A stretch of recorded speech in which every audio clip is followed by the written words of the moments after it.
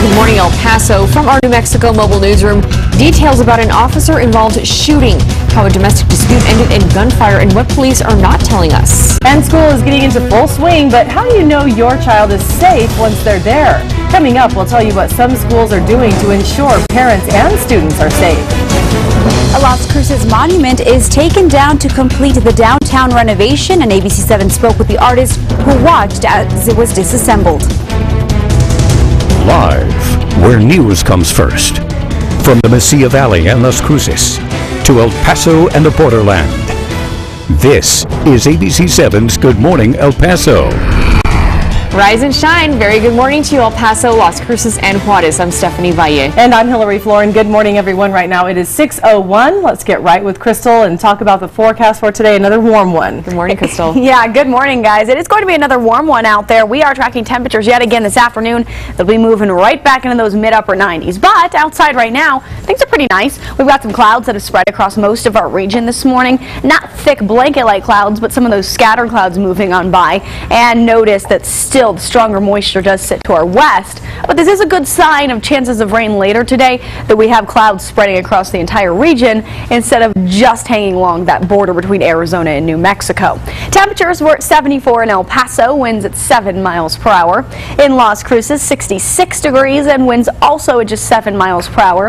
In the days to come, we're going to see chances of rain increase, temperatures fall, and winds even pick up. We'll talk more about how that affects your weekend, that long weekend, in just a few minutes. Okay, Crystal, thank you. Developing now, an urgent manhunt in Illinois this morning for 3 men involved in the murder of a police officer. A veteran officer shot while he chased the 3 men. ABC's Bazi Kanani brings us the latest on the search. Teams descend on a suburban neighborhood, armed police moving through the streets, on rooftops, and in backyards with canines. Send everybody you possibly can. Officers down. The massive manhunt continues this morning for 3 armed suspects after veteran police officer Joe Glenowitz was gunned down. The attack just before 8 a.m. Tuesday, when Glenowitz reported seeing 3 suspicious people in an industrial part of Fox Lake, Illinois, about 60 miles north of Chicago. Police last heard from Glenowitz when he radioed to say he was chasing them. Male white and a male black that fled from scene, taking the officer's sidearm and pepper spray. Shots were fired. Glenowitz was a 32-year veteran of the force, just weeks from retirement, a father of 4. Tonight, not only did Fox Lake lose a family member, I lost a very dear friend. He is now the 4th officer in less than 2 weeks slain on duty. In Harris County, Texas, Friday, a deputy was shot 15 times at a gas station while fueling his car. And in Louisiana, funerals last week for a trooper shot in the head while trying to help a stranded driver, and for another officer shot while responding to a reported stabbing.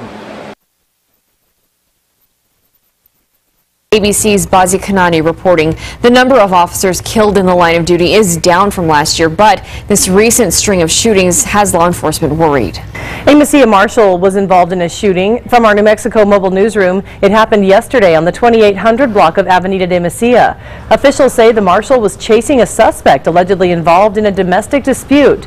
Investigators say that marshal fired after feeling threatened, but details about the threat are not being released.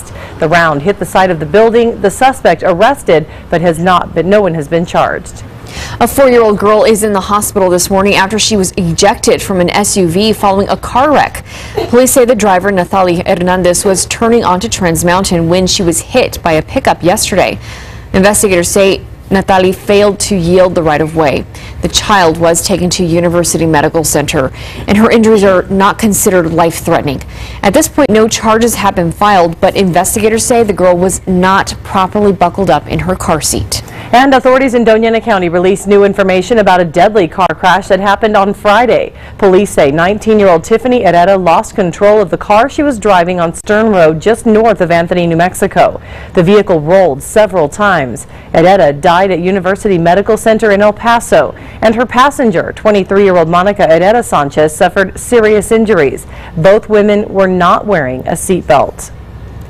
Making room for new renovations. A monument is torn down for the revamping of downtown Las Cruces. We have Good Morning El Paso's Denise Olivas live right now with more on this story. Good morning. Good morning, Hillary. The St. Genevieve Monument is no longer standing in downtown Las Cruces. The very same company that was asked to build it in the late 1990s brought it down yesterday. It stood for many years to honor St. Genevieve Catholic Church, which was torn down in 1966. Our New Mexico Mobile Newsroom was there as the monument was taken down piece by piece. It's part of the downtown renovation project underway in Las Cruces. A civic plaza will be built in the area. The $5 million project broke ground back in July. The artist responsible for the monument was there as it went down. It's bittersweet. It's definitely, hits my heart. We feel like it's our monument. My husband was baptized in St. Genevieve's Church, and so when we were asked to fabricate it, it was an honor to get to do that. But the good news here is that Torres tells us the monument is expected to go back up in a different location. As for that plaza, is expected to be complete by January. Stephanie, back to you. Okay, Denise, thank you. The city of Sunland Park is one step closer to annexing Santa del Sol. The area is near the intersection of McNutt and Country Club Road. A developer wants to build homes on about 230 acres of land. The owner sent a petition to council members and they voted to accept it. But this doesn't mean it's approved, but it does open the door to accepting future developers' information. What it comes down to is if the city wants to annex the land as a whole, it would have to include Country Club Road in Santa Teresa. Country Club Road is a private road and some residents don't want it used publicly.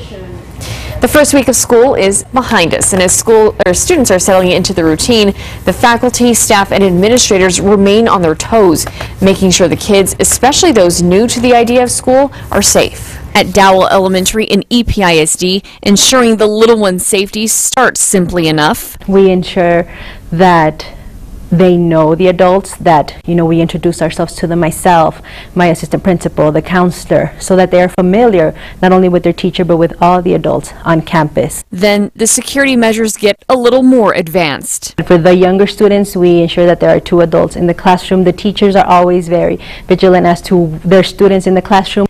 At Mission Ridge Elementary in Socorro ISD, there's even a procedure to make sure the little ones know how to get home safely if they ride the bus. What we've done is color-coded each of the routes.